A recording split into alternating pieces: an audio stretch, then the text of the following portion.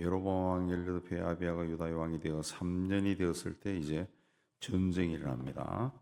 전쟁이 일어나는데 3절에 보면은 아비야는 싸움에 용감한 군사 40만 명, 여로보암은 80만 명으로 전쟁이 일어난다 그랬습니다. 그 남쪽 유다는 40만 명, 북쪽은 80만 명 그랬습니다.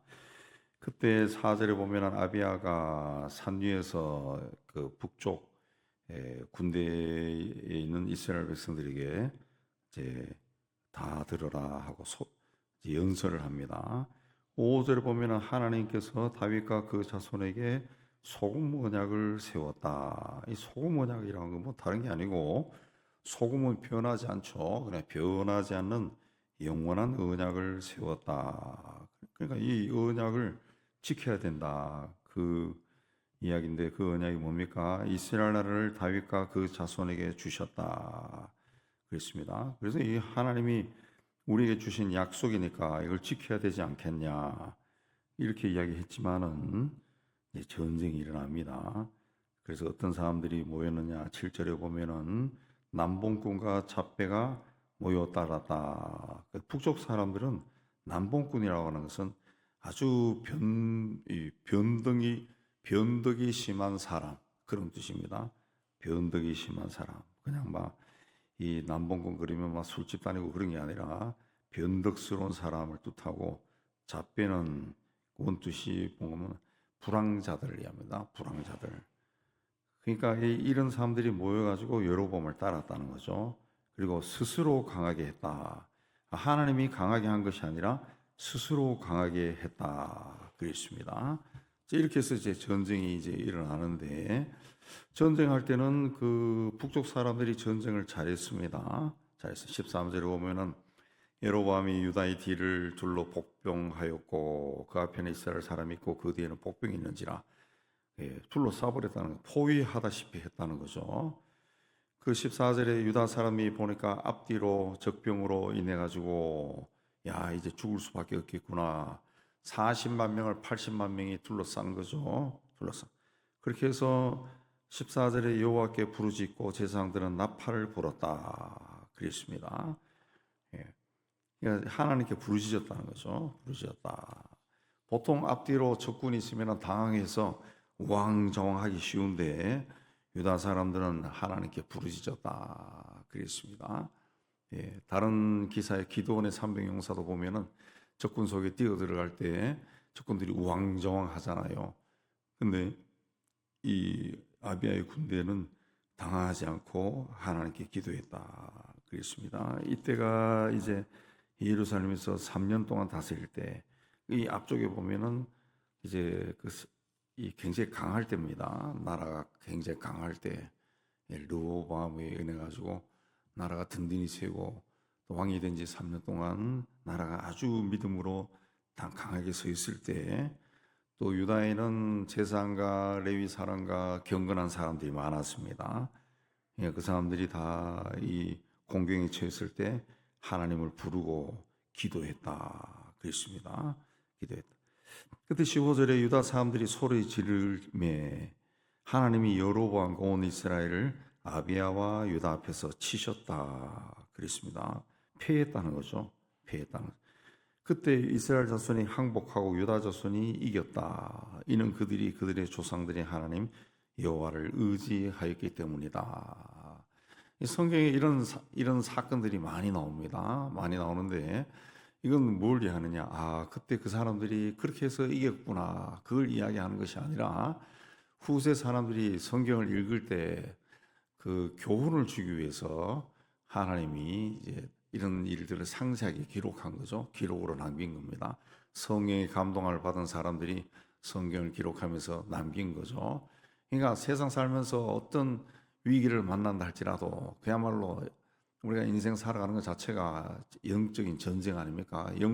우리 배후에서는 영들이 막 전쟁을 하고 있는 거고 우리는 이제 육신을 가지고 앞에서 살아가는데 나를 괴롭히고 뭐 오해하게 만들고 이상한 일들이 많이 일어난단 말이에요.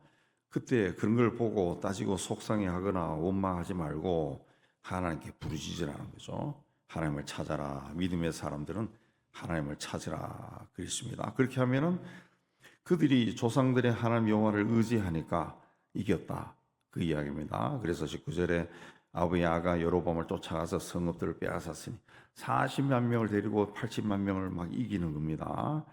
그 성들을 빼앗고, 그래서 20절에 아비야 때 르호보암이 다시 강성하지 못하고 여호와의 치심을 입어 죽었고, 아비야는 점점 강성해졌다. 점점 강성해졌다. 80만 명과 40만 명이 전쟁하면은 오늘날 현대전에서도 80만 명이 이길 수 있습니다. 똑같은 무기를 가지고 있다 그러면은, 그러나 전쟁을 어떻게 하느냐, 그 사기, 군대의 사기가 또 중요하죠. 중요합니다. 그 우크라이나와 그 러시아는 비교할 수 없을 정도로 그 군사력을 비교할 수 없을 정도, 인구도 비교할 수 없을 정도지만은 러시아가 몇 년 동안 고전을 치르지 못하잖아요. 그 뭡니까? 우크라이나 사람들은 그냥 똘똘 뭉쳐 있는 거야. 똘똘 뭉쳐 있고, 그리고 그 내부적으로 들어온 이야기도 보니까 그 신앙으로도 그야말로 하나가 돼 있다고. 신앙으로 하나님 도와주소서 하고, 또 우크라이나 내에도 개신교 세력도 굉장히 강하더구만요. 그렇게 기도회를 많이 한다는 거죠. 기도하고 그렇게 하니까 그야말로 요즘 세상에서 뭐 어떻게 합니까? 미국조차도 우크라이나가 어떻게 러시아를 이기는가? 유럽 국가들도 그걸 배우기 시작했다는 거죠. 어떻게 이길 수 있을까? 어떻게 망하지 않고 일주일 내에 함락이 된다 했는데 어떻게 4년 5년 동안 저렇게 버티고, 오히려 러시아에 있는 모든 군사 시설들을 드론을 이용해서 파괴시킬 수 있을까? 이 전쟁을 통해서 세계에서 그 드론이라고 하는 것을 가장 발달시킬 나라가 우크라이나라 그러죠. 우크라이나가 가장 기술적으로 뛰어나서 얼마 전에 보니까 지금 이란과 전쟁하는 이스라엘과 미국의 그 기술을 가르치고 있다 그러더라고요. 처음에는 무시했는데 이제는 좀 가르쳐 달라 그렇게 하고 있다는 거죠. 그러니까 하나님을 의지하는 자는 이긴다는 거죠. 러시아의 전쟁은, 거기도 물론 러시아 정교회지만은 그 합당한 전쟁이 아니죠. 그냥 평화롭게 살고 있는 나라를 무조건 점령하러 들어갔으니까. 그래서 하나님을 의지하는 자는 이긴다라는 겁니다.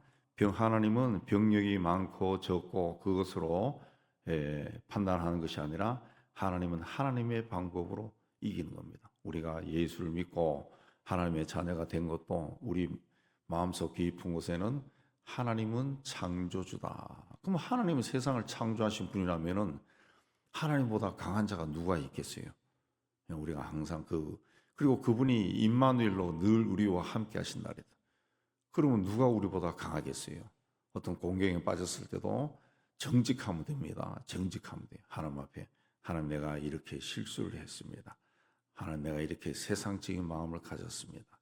그래서 가만 돌아보니까 이런 일이 나에게 닥쳤습니다. 하나님이 이걸 사인으로 주는 것 같습니다. 그걸 깨닫고 하나님 앞에 돌아서고, 앞으로는 내가 무슨 일을 할 때마다 하나님 가르쳐 주세요.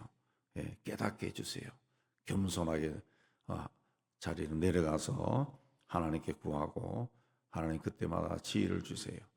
항상 주님과 동행하며 임마누엘로 이미 나와 함께 하시는 그 주님을 찾고 손을 잡고 가면은 지혜도 생기고 용기도 생기고 문제가 해결되고 그런 역사가 일어나는 겁니다. 예전에 그 기도 방법이 한 많은 책들이 있었는데 저도 젊은 시절에 관심 있어서 쭉 읽어봤는데 그 화살 기도라고 하는 것도 있어요. 기도의 종류 막 쫙 해놨는데 그걸 만든 기도죠. 만든 기죠. 화살 기도 들어보셨을 거예요. 제가 여러분에게 말씀한 적도 있는데, 누구와 그 무슨 일을 단판을 짓거나 뭐 거래를 하거나 무슨 일이 해결되거나 해결돼야 되는데 안 되는 꼬인 문제가 있어서 누구를 만나러 간다 그러면은 이 화살을 막 쏘면서 가는 것이, 그 사람을 향해서 화살을 쏘면서 가는. 저기 있다 그러면은 그 문을 열고 들어가면서부터 계속 기도하면서 중얼중얼 속으로 하는 거죠. 예. 저쪽에 사람이 보인다 그러면 마찬가지로 화살을 탁탁 쏘면서 가는 거지. 정면을 꽂는 겁니다. 화살. 하나님 도와주세요. 저 사람의 마음을 주장해 주세요. 내가 거절당하지 않게 해주세요. 하나님이 지혜를 주세요. 저 사람이 감동받게 해주세요. 그렇게 하면서 가는 겁니다. 그렇게 했을 때 딱 만나서 안녕하세요 하면서 이야기하면은 전혀 다른 내가 생각했던 그 두려운 마음, 또 이렇게 하면 어떡할까, 그 걱정했던 것이 그와는 전혀 다른 상황이 펼쳐져요. 전혀 다른, 예, 전혀 다른. 이 사람이 어떻게 나를 환영하지? 어떻게 이 사람이 내 의견을 받아들이지? 할 정도로 전혀 다른 것들이 온다고. 예. 그 임마누엘로 우리와 함께 하신 주님이 어떤 분인가라는 것은 그런 것을 통해 가지고 우리가 경험할 수 있습니다. 하나님은 우리와 함께 하시는 분이고 우리를 당신의 독생자를 십자가에 못 박으면서 구원하신 분이에요. 그분이 우리를 버리지도 떠나지도 않겠다 그랬습니다. 어떤 공경에 빠졌을 때 공경에 빠져서 죽고 싶다 이게 아니라 여호와께 부르짖고 제사장들은 나팔을 불고 그렇게 했을 때 하나님의 역사가 일어나는 것을 믿고 오늘도 믿음으로 하나님 앞에 나아가기를 주님의 이름으로 축복합니다.